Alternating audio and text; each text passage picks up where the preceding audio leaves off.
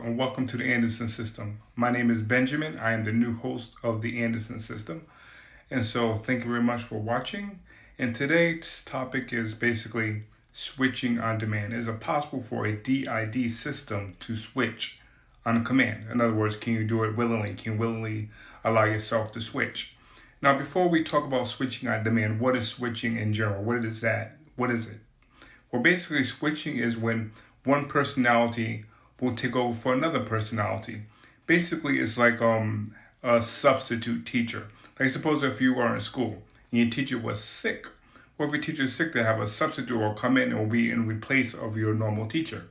And so that's kind of how it is with switching. Basically, the alter will be in place of the host or the host personality that tends to front the most, or the one that comes out or is out the most.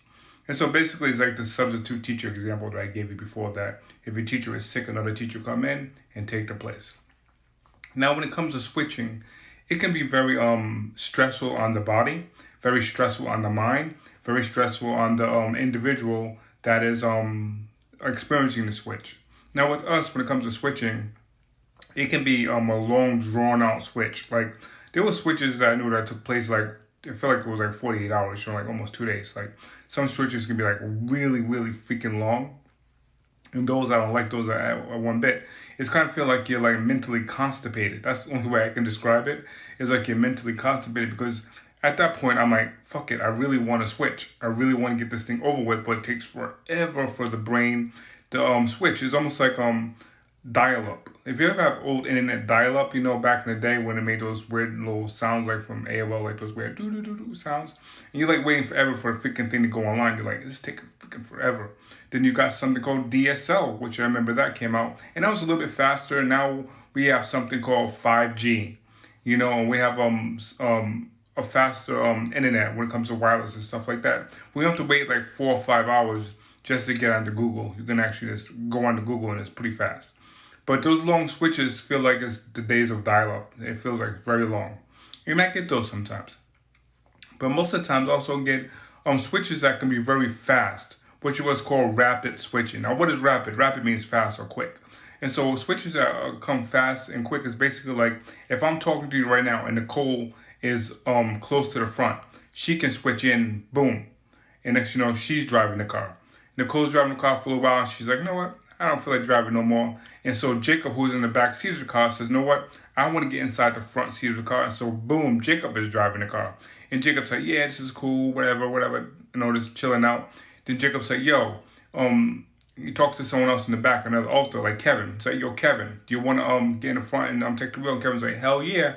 And so Kevin gets up front. Now Kevin's driving. And so that's like example of rapid switching.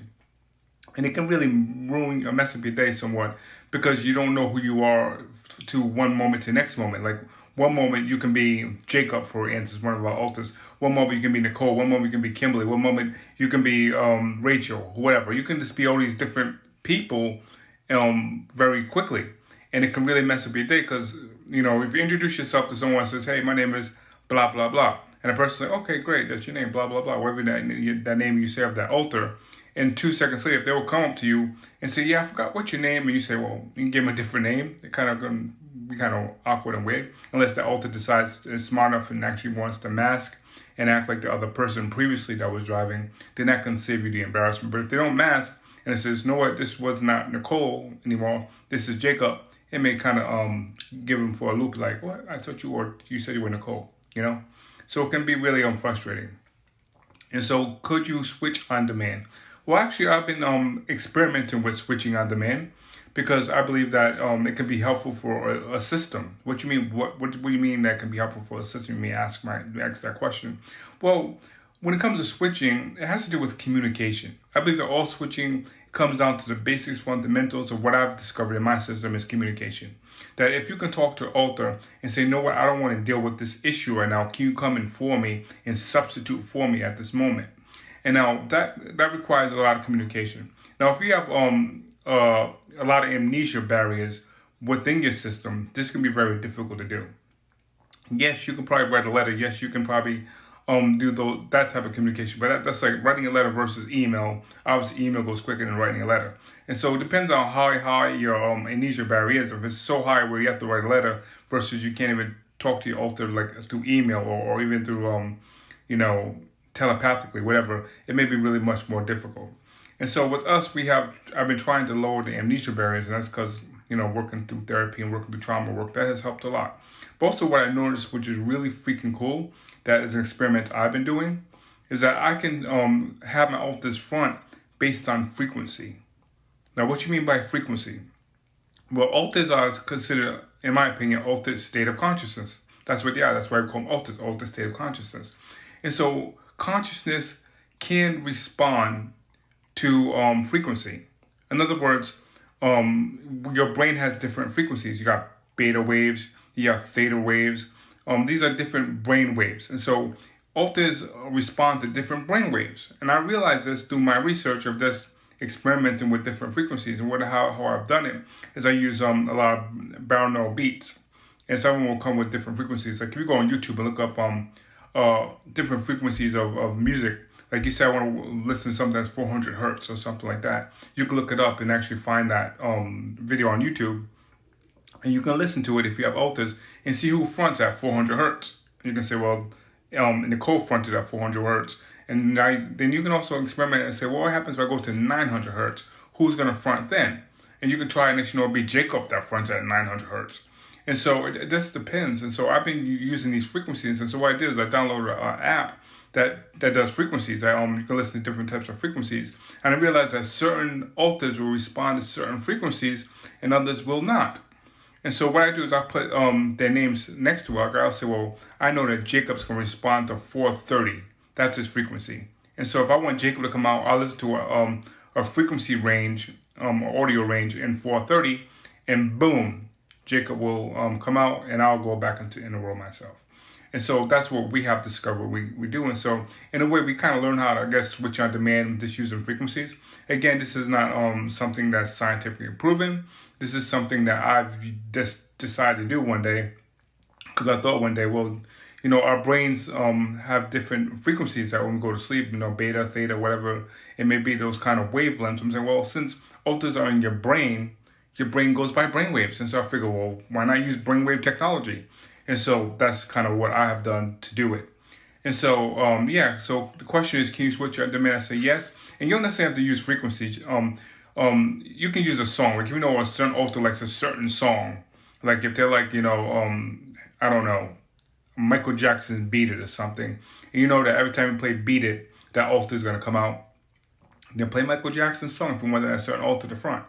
And so that can also be what I call positive triggers.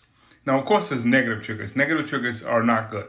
I don't like negative triggers. Usually a negative trigger comes, usually most of the 9 out of 10 times a protector in our system usually come up to the front because that protector's like, whoa, wait a second, motherfucker, kind of thing, you know. There's something wrong going on. And so if there's a negative trigger, usually a negative response will come, and that's when Kevin will come out, which is our protector / persecutor, and he'll deal with the shit. But so again, I tend to use positive triggers with that. And so it can be even not only just auditory, but it can be visual, it can be touch, it can be any of the 5 senses really that can actually cause an alter to front on demand. Now, saying that, I don't try to make it like a party trick. I don't go to parties and say, guess what, guys, who wants to talk to blah blah blah, and make it like a party trick. I don't do that. Now, if you would do that, that's up to you and your system if you guys want to do that to make money or something, but I would not necessarily think that's cool to use an alter as a party trick. But saying that, it is helpful sometimes, but sometimes it doesn't always work. There's sometimes I'll play something to see if I can get Jacob to come out. My Jacob, okay, let's do 430. Let's get out of here. Let's do it, man. And he's like, fuck that. I'm not coming out. Especially, it actually happened because it was a hot day out. I think it was like maybe like 100 degrees. And I'm like, fuck it, I want to go into inner world because it's too hot. I don't want to deal with the heat. And so first I talked to Jacob in inner world. I'm like, Jacob, can you please front, man? Because I'm fucking hot. Can you please front? And Jacob's like, no, man, I'm not doing that shit. It's too fucking hot. I'm doing that. I'm like, Jacob, motherfucker, listen to me. I want you to front, you know? And like, that dude was not moving. He's like, hell no. Hell no, I'm not going out there. He said, plus, was like, dude, you don't have air conditioning in your crib. You tell me you want me to the front, motherfucker, and there's no air conditioning? He's like, hell no. And so, Jacob did in front that day. And it doesn't matter if I was trying to play all those frequencies and stuff. And it doesn't matter what frequency I was playing. Jacob was like, I'm not fucking fronting. And so I don't know how he resisted. I don't know what he did. I don't know if he tied himself to the bed and in the world was like, I'm not coming out. I don't know what he did. But it was crazy, yo. It was crazy. See, that's Jacob. He's coming to the front right now. And so, yeah. And so, yeah, it definitely works really, really well. Okay, Jacob, what you got to say? Yeah, this is Jacob. When it comes to fronting, I don't mind when Benjamin uses different frequencies. It's just that, I don't know. He got to be respectful of my space and be respectful of me and be respectful of how I feel. Because I don't always want to come out. I don't always want to drive the car. It's a lot of responsibility because he has just too much stuff there, you know? I tend to want to be quiet and kind of be in the background. And so, but does the positive triggers work? Yeah, they do. There's sometimes when I hear them and it's kind of like it just draws me to come out. But most of the time, I don't want to do it. And like he told the story about when it was hot out, I did not want to go out. I was like, fuck that. It's too hot. I'm not dealing with that shit. It's just not my style to be sweating outside. I'm like, fuck that. I'm just going to stay inside where it's nice air conditioning. And so I'm just going to stay inside the brain. I'm not going to come out and actually say hello to people. And so, yeah, in my experience, I don't really prefer that. Just saying, I just don't. But I don't mind him using positive triggers. I think they're good. There's one time when he had a headache, and Rachel decided to come out because she deals with pain a lot better, and she didn't mind it. She said she'll take it for the team, and rah, good job, Rachel. I wouldn't have done that. I don't want to do headaches. I'm sorry. It's just, I guess I'm not the best person in the system to want to do a lot of shit like that. But that's just me. And so I'm gonna give back it to Benjamin, okay? Thank you. Thank you very much, Jacob, for explaining that. So yeah, like what Jacob was saying, that it's tough, you know, because so you gotta like have communication with your alters. That's the best way to do this when it comes to fronting on demand is have communication and say, okay, guys, who wants to do this? So it's not necessarily like, you know, forcing them like they're a hostage or something. Say you must freaking front. Don't do that either. But I learned that there's triggers that can actually cause certain alters to come out during certain times. And so, yeah, so this is Benjamin Anderson signing off. And so again, thank you very much for watching. Remember to like and subscribe. And if you have any questions or comments, please put them down below. Okay? Bye-bye.